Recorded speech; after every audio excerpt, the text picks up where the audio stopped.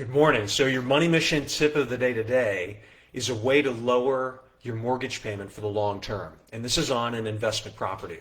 So if you're interested in buying an investment property, what I would recommend is if you're able to do this, try to purchase the property as a residence first.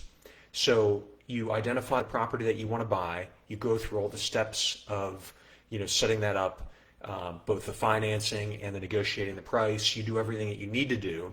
And then what you do is you plan on having that as your primary residence for a number of months. Now, this may not be practical if you have a large family and you're going to move your whole family, but if you're a single person, maybe if you're a couple but you don't have any kids and it's easy for you to move, or if you have a small family, it might be practical.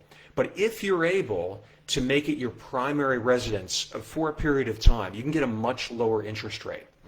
So for instance, interest rates are higher right now, and if you were to buy a property as an investment property, you probably would have to put a minimum of 20% down. Usually banks want to see you put 25% down.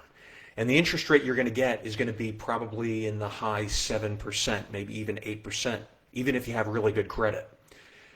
On the contrary, if you buy a place as a residence, you won't have to put necessarily 20% down. You could put as little as 5% down. And of course, if you're active duty military, you can get the VA loan and you won't have to put anything down. You can put a much smaller down payment down on that property and get a better interest rate.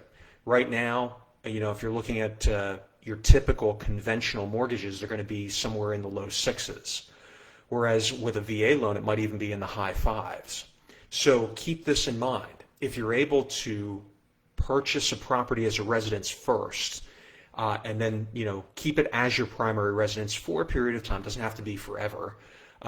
Usually when you talk to lenders, they say at a minimum you want to stay there, you want to make it your primary residence for a minimum of 6 months.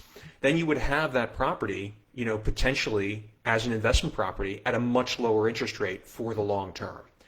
So please post a question or a comment. Send me a private message if you want to talk about it privately. Again, I'm not encouraging you to do anything to bend the rules or do anything unethical. What I'm saying is that if you can take advantage of lower interest rates because you're actually going to make it your primary residence, you can save a lot of money over the long term.